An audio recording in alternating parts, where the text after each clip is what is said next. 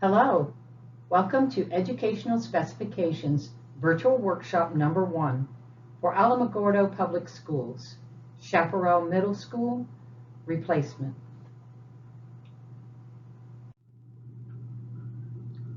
Let me start by introducing myself as your planning consultant. My name is Molly Smith. I'm the owner and planning lead for Think Smart Planning. I'll be leading you through this process both virtually and on Zoom in the coming weeks. Thank you for participating in this workshop. First, we'll look at the schedule. Right now, we're sending out Virtual Steering Committee Meeting Number 1 workshop for the full committee. You should receive this on the 11th of June. You'll have until June 19th to review this presentation and complete the surveys that are indicated within this presentation. You'll see on here that there will be 2 more of these virtual workshops sent out to the full committee. There'll also be department and staff interviews on the week of June 22nd through the 26th. These will be set up by the district. You'll be scheduled when your time is to meet with me over Zoom calls. Let's start by talking about the planning process and what exactly are educational specifications. Educational specifications are basically the roadmap or the recipe book for design. These educational specifications are created around a community vision. They're going to include your educational goals, the facts about the district, the functional needs of the students and the staff and community, the concepts that we would like to include for the design of the new middle school, and all of these will create a roadmap to success, a document that the architect will use in the design process. The overall planning process consists of 4 workshops. Each of the virtual workshops that you receive will contain 2 workshops in the materials. This workshop will contain workshop 1 and 2, learning context and learning process. The next workshop will contain information from workshop 3 and 4, learning organization and learning environment. We'll be looking for input in interviews, research, and economic development from the area. We'll be sending out tours, virtual tours of facilities, and potentially small groups will tour peer facilities in the area. We'll be gathering information through e-survey and websites and Zoom meetings. And we'll be documenting all of this information in the educational specifications document that will result from this process.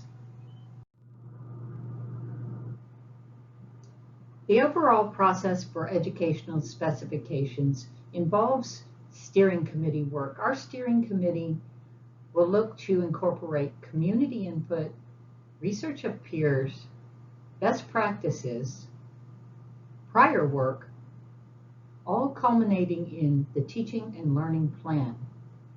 This teaching and learning plan for our students will guide the creation of the educational specifications, which will be our recipe book for design.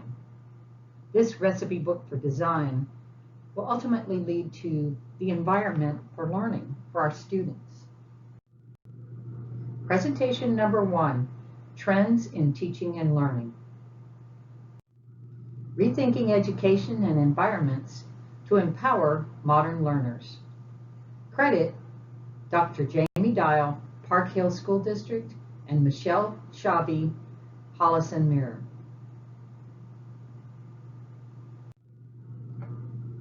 When we first think about modern learning environments, sometimes it's good to unlearn some of our old preconceived notions about learning environments. Those of us who went to school in the 70s, 80s, or 90s think about schools in a certain way. We may want to discard our bad habits from our memory. We might want to uncover and shift our entrenched ways of thinking so that we can effectively support change and discover new ways to connect and collaborate. Sometimes when we're planning facilities, we'd rather take the path of least resistance.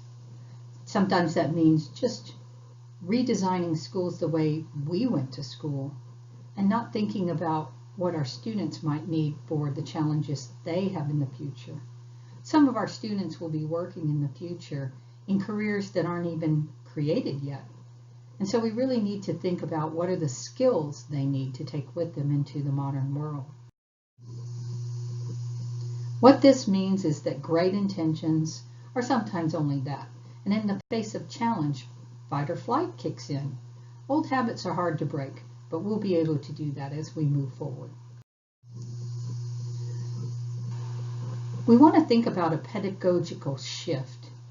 We want to think about how students will be learning in the future and not just how we think of it today. We may need to unlearn some of the things that we've thought of in order to create deep learning. We want to manage transitions, recognizing what's lost and letting go of that. If something is not serving us today in modern learning environments, we want to acknowledge that.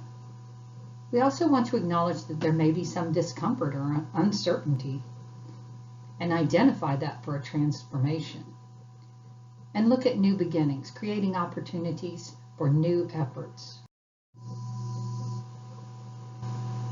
We want to, in this process, have psychological safety. We want to accept that some of the ideas we have might not work out. Maybe they'll fail. We want to rethink assumptions. This is critical to how we think about new learning environments. And we want to support a challenging, rigorous, supportive school community. Curriculum. New challenges in curriculum involve experiences. Experiences are going to be key for our students. Knowledge will be distributed across the community in the future. Our students will be faced with new ways to work together in groups, whether that be virtually or together. And learning quality will be the measure, not just quantity. Generation Z, those children who were born after 1997 and who are under the age of 25, face new challenges that we haven't thought of yet. These students are the first tribe of true digital natives. They were born into technology. The economy has suffered changes over the past 10 or so years, and it has caused instability. Our students are used to instability.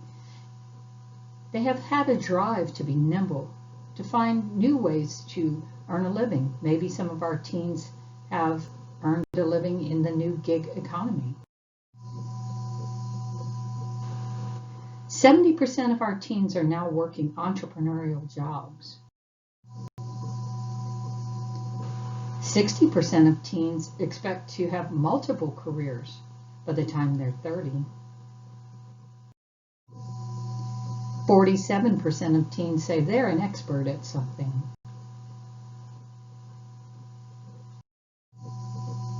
75% of teens say there are ways of getting a good education besides going to college, yet 66% still plan to go. This is definitely the we, not me generation. Our students will have to find new ways of collaborating, working together, and communicating. This new generation will take an updated approach to learning environments.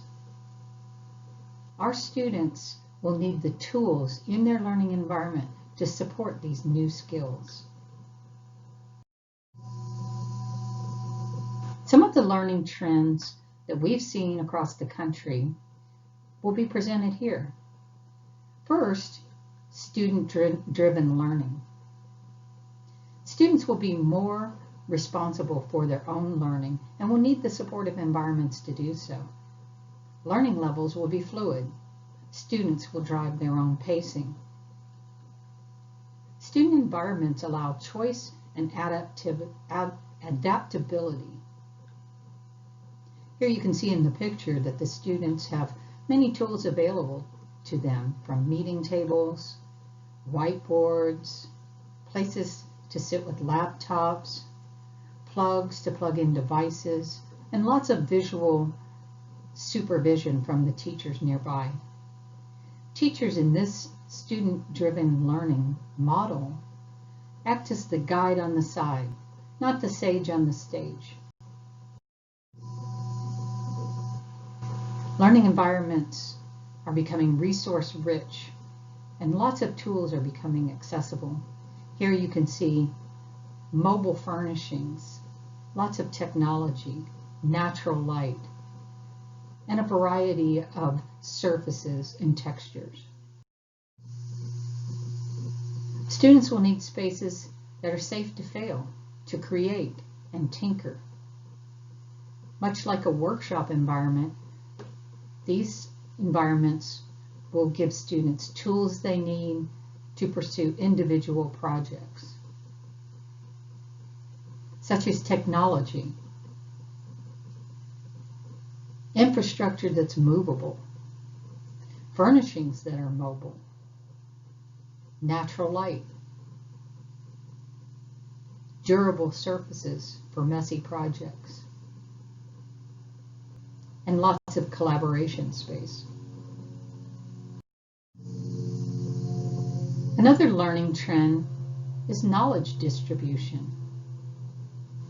Students will be distributing knowledge through their community groups. Experiences will be key. Authentic exploration and learning will be emphasized. Perhaps outdoor environments will be integrated into learning environments. Long-term projects will be key for students to work on.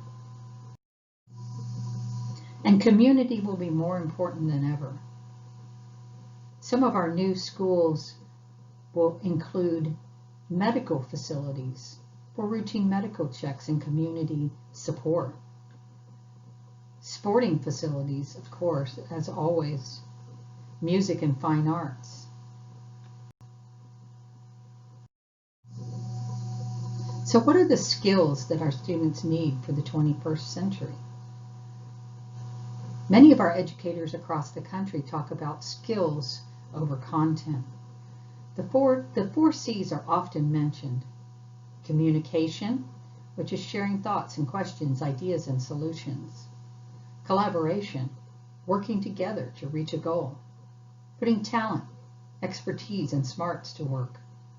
Critical thinking, looking at problems in a new way and linking learning across subjects and discipline. And creativity, trying new approaches to get things done, equaling innovation and invention.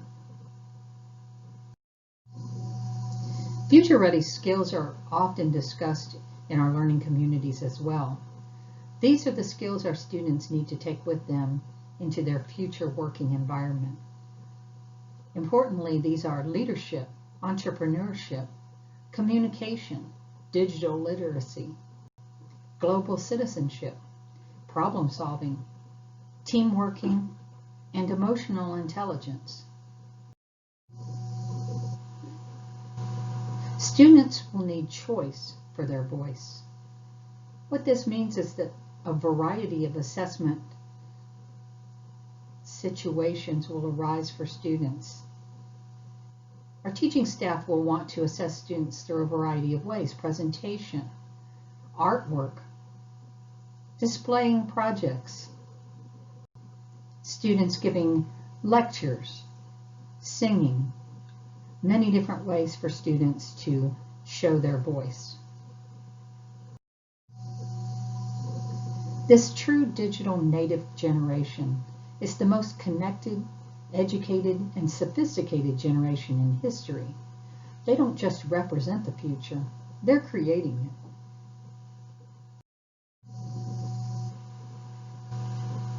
Learning beyond the walls means students having a global mindset. The benefits of language learning have been discussed quite a bit throughout our teacher community, our teaching community. Some of the benefits that have been talked about are test scores improving, life skills, cognition, college success, higher earnings and employability, a healthier brain, better recovery for the brain, and longevity. Students today are more globally connected than any generation to date. Learning environments must be flexible and multimodal, able to be moved around and reconfigured at a moment's notice.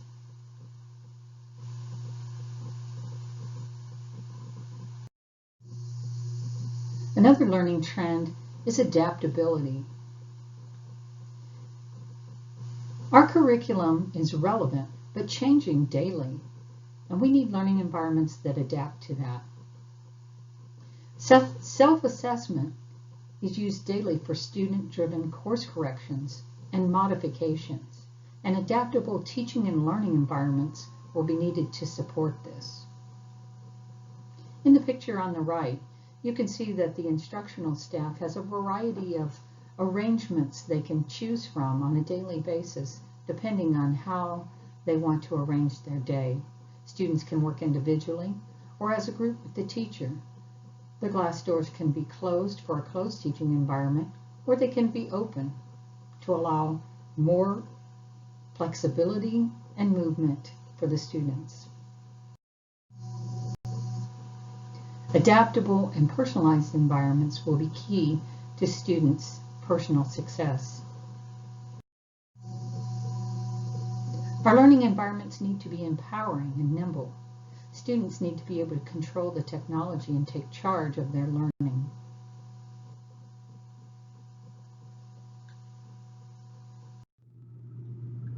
We need to have a mindset shift about how kids learn and engage with the community.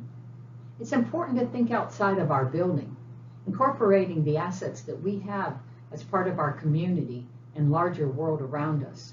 Our students will be global thinkers. We need to think about how our new facility will help them learn those skills. For our first exercise for learning context, I'd like to describe for you what we'll be doing. For learning context, we'd like for you to pay attention to the learning context specifically, as it recognizes and reinforces the need to tailor the design of the educational institution to its unique situation. In other words, we want to look at how your school fits into your community. There will be 4 parts to the learning context exercise. In the first part, unique assets, we'd like for you to look at the features about APS and current middle school programs that you are offering that are working and should be retained in the new design.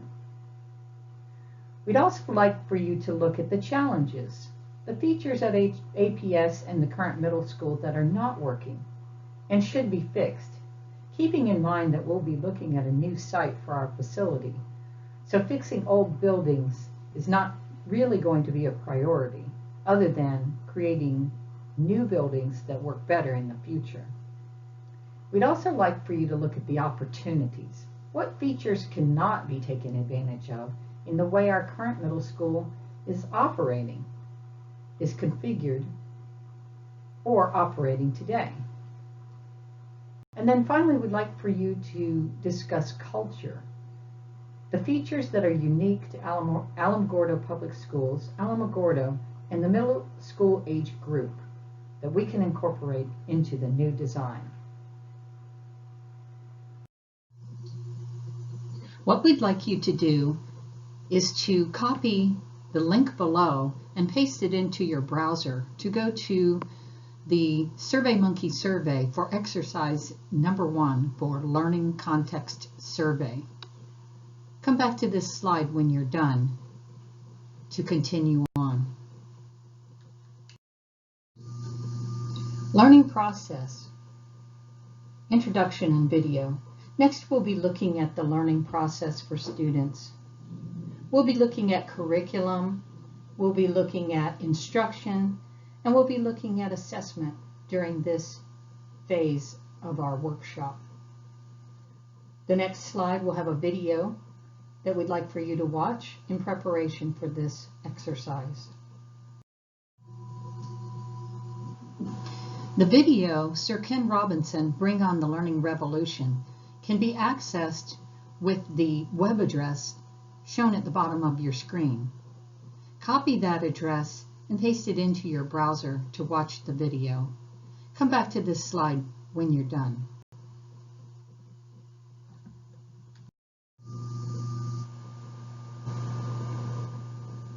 Exercise number 2, learning process. Learning process focuses on linking content, method, and assessment to the learning product desired, or the outcome. It asks the question, what is the desired learning product or outcome? What do we desire our students to leave school with, to take into college or the workplace? We'd like for you to describe curriculum, the content that students should be taking with them as they move from high school into their post-secondary career. Describe instructional methods that will deliver this content. And describe assessment or feedback methods or tools that you will be employing with students in the future.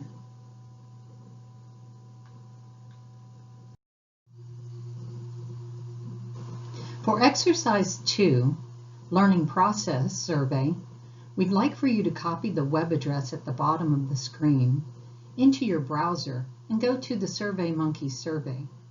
Complete the survey and come back to this slide when you're finished.